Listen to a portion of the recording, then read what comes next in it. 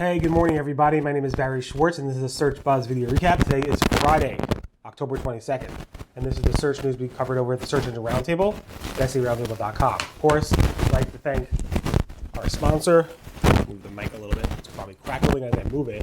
Duda, thank you so much for sponsoring. Really appreciate it. Duda is the professional website builder that you can call your own, so definitely take them out at duda.co. Any event, a lot to discuss today. One, frequent Google algorithm updates. We'll talk about that. Google has updated their search quality raters guidelines. It's been over a year since they updated, so it was a big update. The IndexNow initiative for instant indexing, and so much more. So definitely stay tuned.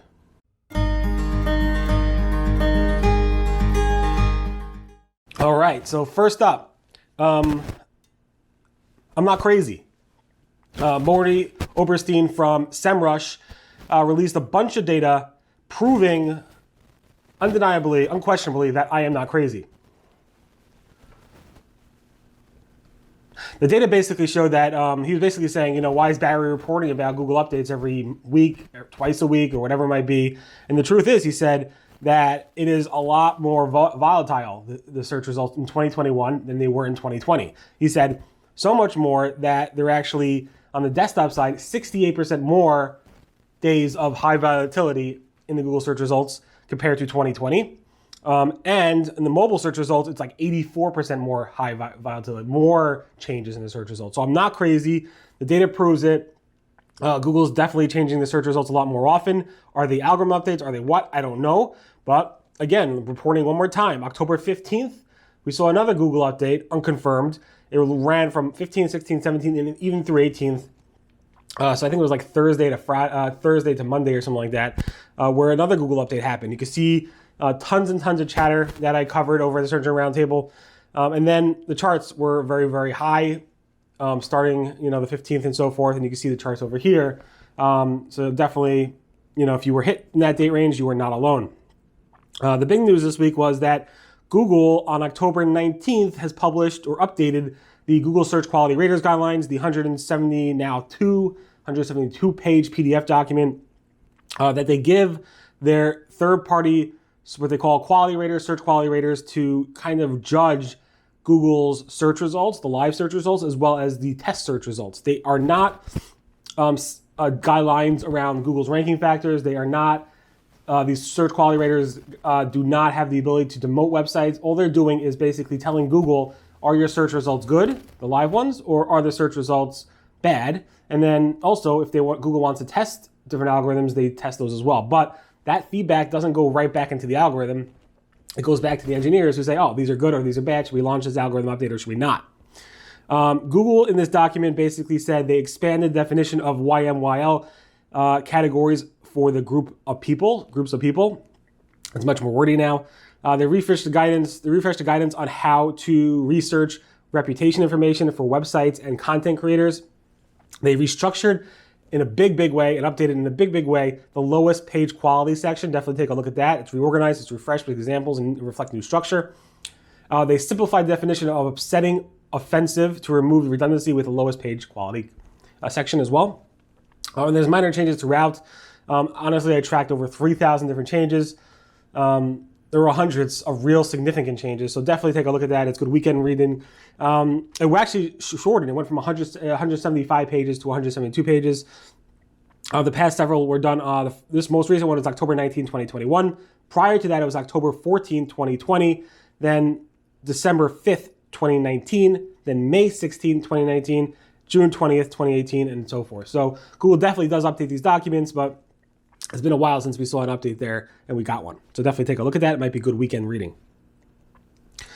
The other big news this week is that Microsoft Bing partnered with Yandex and tried to partner with other search engines like Google and Baidu and so forth on an initiative called IndexNow. IndexNow is a open protocol for any search engine to use, which allows them to automatically and instantly let webmasters, site owners to automatically send URLs to be instantly indexed by that search engine. It's very simple. It's basically just give them a URL with a key, and the search engine will then be notified to index it. You could do it to Bing, you could do it to Yandex right now. Those are the two search engines that support it. You go to indexnow.org to learn more information. It's very, very simple. Even if you have Cloudflare, you can actually automatically activate it. A lot of tools have activated as well, so you might have a tool that uses it. They submitted a pitch to WordPress to actually implement it in their framework. It is similar to the Bing indexing API, not the content submission API, but the URL indexing API, in that it automatically pushes URLs to be indexed. But the IndexNow initiative, backed by Microsoft and Yandex, basically allow any search engine to do it. So if you submit URL through IndexNow's protocol at bing.com/indexnow URL, et cetera, that would not only update Bing instantly, it would also update any other search engine who's part of it. By any other search engine, as of today, is only Yandex. Baidu, Google are not part of it right now. Maybe they will be in the future. It doesn't sound like Google's going to be part of it, but you never know. So keep that in mind. That's very, very interesting. Google seems to be rolling out a bunch of things they announced at the Search On event with all the mum announcements and so forth. But the things they're rolling out are the things to consider, and I'll show screenshots in here as I talk about it, to refine this search and to broaden this search. So if you see them in the mobile search results, you're not alone. They are definitely seem to be rolling out. Google updated their reviews snippets guidelines this week, basically saying that the author name attribute or element in that has to be less than 100 characters. If it's more than 100 characters, the rich results, you might be in violation and your rich results might not show for the review snippets. Keep that in mind. I don't know how many names out there are over 100 characters, but if you have a long name, you might want to consider changing it. That was a bad joke.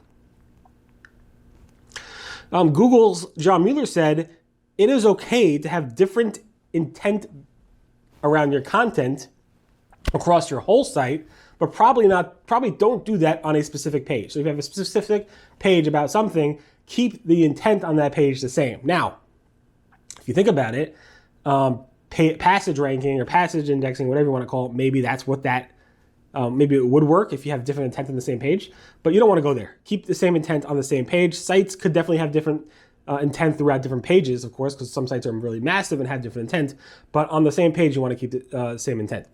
Google's Martin Splitt spoke about what he called centerpiece annotation. Now, he said this before. I actually missed it. He said this back on the May 27th episode of their podcast.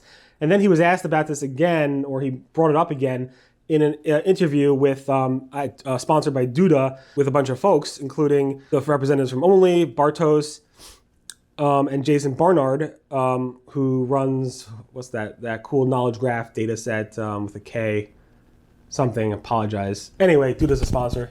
I totally didn't realize that they sponsored the video, but goes well. Sponsor, and sponsor. Definitely check them out. Help support our sponsors. In any event, very interesting. He called this thing called, what Google calls internally, centerpiece annotations. And basically that means Google's way of understanding what the center or the most vital topic of that page is.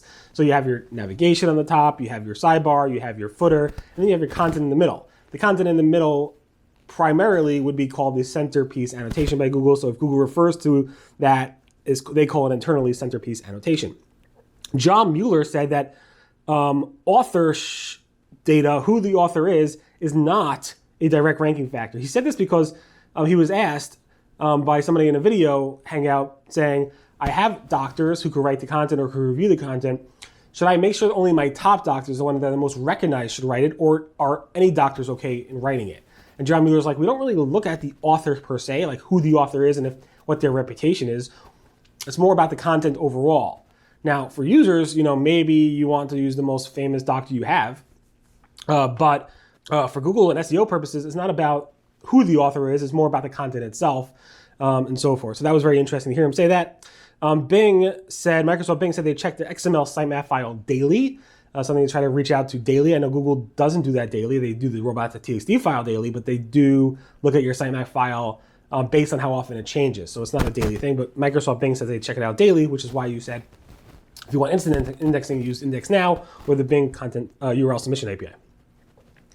Google has asked you to tell them why you want more exportable data from Google Search Console performance reports or the API. So if you have any reasons why you're not getting enough data out of the export or the API, definitely let them know. Daniel Weisberg on Twitter asked, he's at Google, so just go to twitter.com/Daniel Weisberg. You'll see his tweet on that and respond to that tweet with why you want more exportable data, and maybe Google will give us that data. Google My Business has replaced the led attribute, so the women-led and veteran-led attributes, with women-owned and veteran-owned. Previously it was led, but there was also black-owned and other attributes owned, so you could definitely, now they're all in sync, they all are considered owned. Just a little head tip right there. And also Google My Business is testing replacing the women-led attribute, or now women-owned attribute. Instead of the circle with the women icon, it's actually a purple heart. I'm not sure if that's going to roll out. It's weird. Maybe that should be even a veteran symbol. I'm not sure. Also in the Google My Business attributes, they have a new section called crowd attributes. In that crowd attributes, it's called LGBTQ plus friendly and also transgender safe place. They'll probably add more there, but basically saying, is the crowd friendly towards these types of individuals? Microsoft Advertising launched new health insurance ad formats. So definitely take a look at that. If you are doing health insurance ads, Microsoft has a friendly ad format for that. Google has a new policy in the Google Merchant Center specifically, but across other areas as well, that prohibit specifically false claims that undermine the democratic process. So keep that in mind as the elections come up in New York City and New York State and so forth, and other states around the world.